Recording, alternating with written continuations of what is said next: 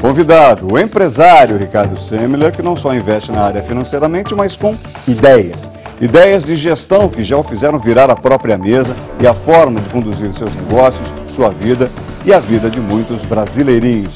Ricardo, boa noite. O que é que você destaca hoje? Destaco, Guto, que a educação, como a gente conhece a escola, é obsoleta, ponto. Ele é um visionário. Ricardo Semler ficou conhecido quando lançou o best-seller Virando a Própria Mesa, que conta as políticas de gestão inovadoras aplicadas na empresa da família no início dos anos 80 em São Paulo. Foi um choque. Os senhores empresários da Fiesp não puderam deixar aquele jovem ousado ficar sem atenção. E olha, era apenas o princípio de uma carreira como gestor, uma carreira amplamente diferenciada do que se conhecia e radicalmente eficiente, do ponto de vista corporativo, mas também humano. Para dar uma ideia, em 21 anos, os rendimentos da Cenco S.A. aumentaram 50 vezes. Ricardo foi parar na revista Time como um dos 100 jovens líderes empresariais do mundo naquela época.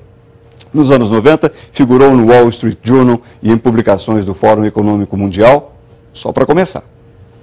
Formado em Direito pela USP, Semler foi para Harvard estudar administração de empresas. Ironicamente, ele ingressou na escola americana depois de escrever uma carta criticando a instituição. Ele começou a carreira na Semler & Company, que pertencia ao pai, Antônio Semler, e logo entrou em conflito com a estrutura autocrática tradicional na gestão dos negócios. Depois de muito atrito, Antônio Semler renunciou à liderança da Cenco em nome do filho, que chegou à presidência aos 22 anos. Ao assumir, Semler revolucionou os meios de gestão e decidiu dar mais qualidade de vida aos empregados. Na época do Plano Collor, com as restrições econômicas, trabalhadores da Cenco concordaram com cortes de 40% nos salários e passaram a ter o direito de aprovar cada item de despesa da companhia. Com isso, os empregados adquiriram um forte conhecimento sobre o próprio trabalho e puderam dar uma série de sugestões de como melhorar os resultados da empresa. Sob a gestão de Semler, os rendimentos da Cenco cresceram de 4 para mais de 200 milhões de dólares em 21 anos, o que chamou a atenção da revista Time, do Wall Street Journal e do Fórum Econômico Mundial. Semler ficou mundialmente conhecido pela implementação radical da democracia industrial, teoria que envolve os trabalhadores na tomada de decisões para compartilhar a autoridade e a responsabilidade nos negócios. Escreveu o livro Virando a Própria Mesa, sobre a experiência de sucesso, que virou best-seller. Foi vice-presidente da Fiesp, a Federação das Indústrias de São Paulo, e fundou a Escola Lumiar, onde a filosofia da democracia industrial é aplicada à educação básica de crianças. Ou seja, Ricardo aplicou o conceito da democracia industrial radical. É um conceito que, segundo os dicionários de economia, diz o seguinte: democracia industrial é a forma de participação dos trabalhadores na administração da empresa. Os representantes dos trabalhadores são consultados sobre questões salariais, benefícios sociais, tudo que é promovido pela empresa, também sobre a utilização de novas tecnologias e por aí. É uma participação intensa. Com tanto êxito, sabe o que Ricardo fez? Não se contentou de novo. Criou a Fundação Ralston Semler para tratar do tema da educação. Mas quer saber de uma coisa? Vamos deixar o Ricardo contar para a gente o restante dessa história. Ele está conosco no nosso estúdio da BMF em São Paulo. O nosso comentarista Jorge Vidor, como de hábito, participa comigo da entrevista. Ricardo, é um grande prazer ter você aqui no Conta Corrente uma vez mais, sobretudo dessa vez para falar de educação.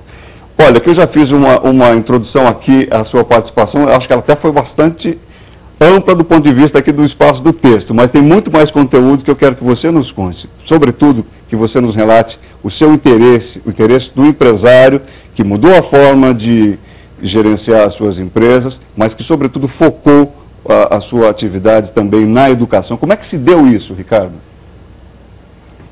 Acho que num certo momento, Guto, depois de uns 25 anos disso, eu completei um ciclo lá onde ficou demonstrado que se você tirar de si a ideia de que você sabe melhor, você que é o visionário, você que acerta, você que toca, e começar a distribuir esse poder com as pessoas que estão em volta, você gera um negócio muito mais sustentável.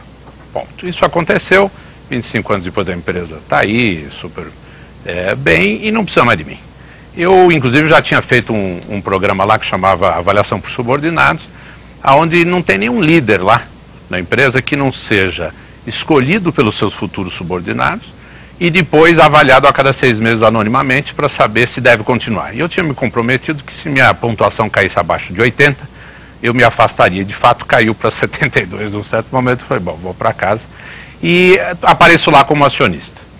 Mas o fato é que a empresa vai muito bem, não precisa de mim, e eu comecei a perceber que a contribuição que a gente sempre quer dar, o empresário sempre tem essa coisa, ganhou o dinheiro, aí diz, bom, agora eu preciso devolver para a sociedade e tal, e tem um conteúdo muito forte de ego, de vaidade nesse movimento, e eu estava querendo ver o que havia de essencial, né? Os empresários, quando se metem em outros ramos, normalmente se metem os pés pelas mãos. Se você olhar em educação e os empresários que vão adotando escola, adotando as coisas como um todo, acabam entrando numa seara que conhecem pouco e que tem muito pouco a ver com a empresa. A ideia de que você vai dar bônus, vai melhorar isso, vai pôr mais computador, costuma ser uma bobagem. E, aliás, você vê, pensando nos anos da Fiesp, lá se eu tivesse falado 10 anos atrás, 15 anos atrás, dissesse, olha, gente, o futuro do Brasil, a melhor coisa para o empresário é o seguinte, vamos colocar um professor de sociologia, depois um torneiro mecânico e depois uma guerrilheira para tocar o país que vai dar certo. Qual era a chance de que a Fiesp ia topar esse raciocínio?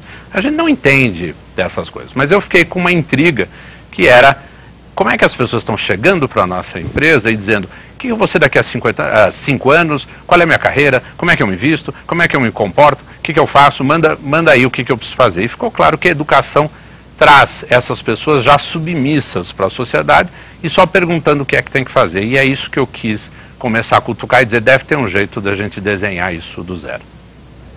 Ricardo, com base nessa sua experiência, queria que você começou no início dizendo que a escola que nós estudamos, ela está obsoleta, ela não consegue atingir os objetivos. Mas eu tenho conversado com secretários de educação do Rio, de São Paulo, de Minas, de vários outros lugares, e eu não sei se eles estão entusiasmados demais ou se de fato tem alguma transformação acontecendo no ensino público ali lá no início, lá no comecinho com a pré-escola, com a creche. Segundo esses secretários, o uso da tecnologia, ou seja, mais computador, mais internet, mais programas que tornam o ensino mais atraente, mais agradável, mais lúdico e tudo até também mais moderno. E isso estaria levando as crianças que entram um ano antes do que normalmente se entrava, a dominar o idioma, pelo menos o idioma, muito rapidamente, ou seja, antes da 4ª série, nem 40% dos alunos dominavam o idioma. E hoje, nessa nova mudança, 73% a 80% das crianças dominariam já o idioma, ou seja, já estariam alfabetizadas na 2ª série. Você acha que isso é possível ou não? Acho que tem um otimismo exagerado aí que é próprio de quem está tocando isso e está com esperança, né? O Brasil lá, se você medir pelo PISA, que é um jeito de medir, que é um jeito internacional de dizer, bom, vamos comparar as escolas, e com qual, aliás, eu não concordo, mas se você mede lá, você tem o Brasil em 54º lugar. Você diz, se você investir o dobro do que se investe hoje no PIB em educação, o Brasil poderia pular 40 pontos nesse ranking em 60 anos, ou 12 pontos em 40 anos, contanto que todos os outros países fiquem parados. Se ninguém fizer nada, você vai avançando. É um pouco como parar uma corrida de Fórmula 1 e dizer, ó, eu estou saindo aqui do pit stop, vocês param um pouquinho que eu vou dar umas voltas. Então, não vai acontecer. O Brasil não vai sair dessa posição de lanterninha tão logo. E claro, há uma preocupação, vamos pelo caminho de reciclar o professor, de melhorar a gestão, de botar o computador. Mas eu tive no ano passado lá em Londres, nessa conferência anual que acontece, tinha 59 ministros de educação lá. Tinha um trabalho da PISA que demonstrava que o efeito dos computadores na escola não era pequeno como se imaginava. Todo mundo dizia, pô, mas é pequeno, e será que é grande? Fizeram. O efeito dos computadores na escola, no estudo longitudinal de 10 anos, é 0. Não é pouco. Pouco seria bastante. É 0. Ou seja, não faz diferença nenhuma. Mas você olha e diz, mas como? Agora os meninos sabem, eles estão digitalizando, eles estão não sei o quê. Isso é simplesmente uma adequação contemporânea de linguagem, de forma de fazer, mas não muda absolutamente nada. Nós temos um estudo junto com a Intel que tenta responder a seguinte pergunta. O que acontece se você pegar crianças de 4 anos de idade e eles aprenderem e se alfabetizarem primeiro no computador? Porque em paralelo, mais ou menos todas as crianças estão fazendo, ou pelo menos todas que têm computador em casa, etc. Aqui, nós estamos dizendo o seguinte, como é que é uma criança, como é que a cognição, seguindo o Vygotsky, seguindo os parâmetros Piaget do ramo, qual é a cognição de uma criança que começa a ser alfabetizada só digital e depois só aprende caligrafia como complemento? Para nós pais e para nós desta idade, isso é incompreensível. Nós não sabemos que diferenças de cognição faz. Mas simplesmente passar a tarefa, a lição de casa, o quadro negro para o computador, isso é atraso de vida disfarçado de modernidade. Ricardo, tem algumas questões aqui, eu queria colocar para você. Se é possível a gente colocar exemplos. Vamos tomar a escola Lumiar que você criou e preside. O que é que ela tem que outras escolas de ensino público ou quais instituições você queira comparar não tem? Já emendando uma colocação que eu quero retirar dos seus artigos, porque o Ricardo agora também é meu colega, nosso colega, né, Jorge Dor, ele é articulista. Você coloca em um de seus artigos que para um mundo melhor, a ética tem que voltar para os currículos escolares de forma transdisciplinar. Tudo empacotado, o que é que você me conta? Aliás, de trás para frente, eu diria que o Dominique Strauss-Kahn é um bom exemplo, né? Um cara que é expert em matemática, com certeza foi bem na escola inteira, a escola foi bem no PISA, e olha o que o cara faz quando ele vê uma camareira. Agora, aliás, a Lumiar, não sou eu que presido, quem toca é a minha esposa Fernanda, e é como na empresa, eu não mando nada. Mas lá, a Lumiar tem um conceito muito simples, que diz o seguinte: o papel do professor, ele está obsoletado. A ideia de que uma pessoa sozinha possa conhecer uma matéria, cruzar ela com outras, se atualizar constantemente, controlar 39 meninos, o tempo todo lidar com a diretoria de ensino, a delegacia, a carreira, etc., é impossível. Não existe essa figura e todo mundo só lembra de 3, 4 ou 5 adultos na sua vida como professores que são marcantes. O que nós queremos fazer lá é aumentar a sinapse, o número de vezes em que tem um professor, que é um expert apaixonado, e tem uma criança prestando atenção. Isso acontece tão poucas vezes que é irrisório no sistema de ensino. 6,3% do que é aprendido na escola serve de alguma forma residual, o resto é esquecido por completo. Então, nós separamos o papel do professor em dois. Tem um tutor, o sistema de uma paideia grega, que é alguém que responde pelo menino, sabe onde está, e tem um mestre, e o mestre é gente que vem de fora.